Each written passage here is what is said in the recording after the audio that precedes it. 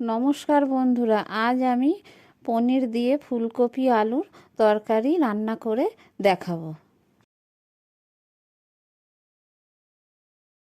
পনিরের তরকারি করার জন্য ফুলকপি আলু দিয়ে বেশ আমি এখানে 300 গ্রাম পনির নিয়েছি, নিয়ে রেখে দিয়েছি। আর কিছুটা আলু ছোট ছোট করে কেটে নিয়েছি, আর নিয়েছি ফুলকপিগুলো কেটে খুব ভালো করে ধুয়ে রেখে দিয়েছি। মশলা নিয়েছি আমি এখানে কটা কাঁচা লঙ্কা, পাকা টমেটো আর আদা। আর নিয়েছি গোটা জিরে, শুকনো লঙ্কা আর ধনে।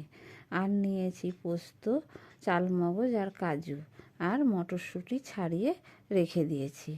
আর গরম মশলা নিয়েছি একটু, এলাচ, লবঙ্গ আর দারচিনি। কড়াইয়ে সাদা তেল দিয়েছি, দিয়ে পনিরগুলো দিয়েছি, দিয়ে ভালো করে ভেজে নিচ্ছি। পনিরগুলো আমি খুব বেশি লাল লাল করে ভাজবো না, হালকা করে ভেজে নামিয়ে গরম জল দিয়েছি পনিরে, দিয়ে ভিজিয়ে রেখে দেবো যাতে পনিরটা খুব নরম থাকে। ওই তেলের মধ্যেই দিয়ে দিলাম ফুলকপিগুলো, দিয়ে লবণ দিয়েছি হলুদ, দিয়ে ফুলকপিটা খুব ভালো করে আমি ভেজে নেব। ফুলকপিটা ভালো করে ভেজে তুলে রেখে দিতে হবে। ফুলকপিটা ভাজা হয়ে গেছে, এবার আমি নামিয়ে নিচ্ছি। ফুলকপি নামিয়ে নিয়েছি। অন্য আরেকটি কড়াইয়ে সরিষার তেল দিয়ে দিলাম, ফোড়নে দিয়েছি একটু গোটা জিরে, দিয়ে কেটে রাখা আলুগুলো দিয়েছি, দিয়ে আলুটা খুব ভালো করে আমি ভেজে নেব। খুন্তি দিয়ে নেড়ে চেড়ে নিয়ে দিয়ে দিলাম লবণ আর হলুদ, দিয়ে আলুটা ভালো করে নেড়ে চেড়ে আমি ভেজে তুলে নেব। আলু ভাজা হয়ে গেছে, এবার আমি আলুটা নামিয়ে রেখে দেব। ওই তেলের মধ্যে আবারও একটু সরিষার তেল দিয়ে দিলাম, ফোড়নে দিয়েছি তেজপাতা, দিয়ে দিলাম বেটে রাখা আদা আর একটু লবণ। আদাটা একটু নেড়ে চেড়ে নিয়ে দিয়ে দেব শুকনো লঙ্কা বাটা, জিরে আর ধনে, এর সাথে দুটো কাঁচা লঙ্কাও বেটে দিয়েছি। মশলাটা দিয়ে ভালো করে খুন্তি দিয়ে নেড়ে চেড়ে নিচ্ছি, নিয়ে হলুদ দিয়ে দিলাম, দিয়ে খুব ভালো করে মশলাটা আমি কষিয়ে নেব।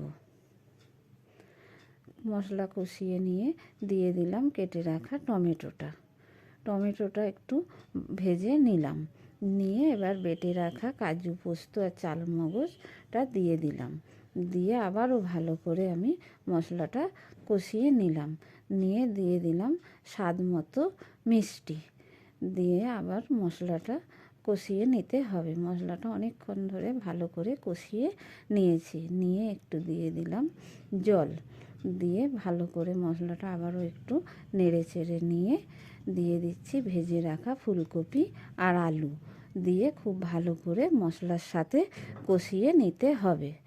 মশলার সাথে খুব ভালো করে কষিয়ে নিচ্ছি, নিয়ে দিয়ে দেব পরিমাণ মতো জল।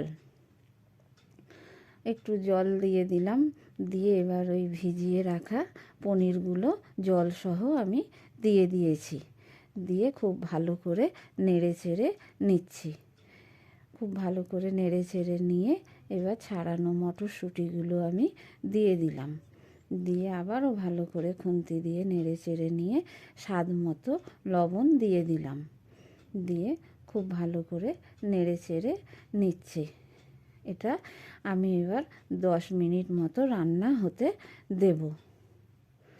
খুব ভালোভাবে রান্না হয়ে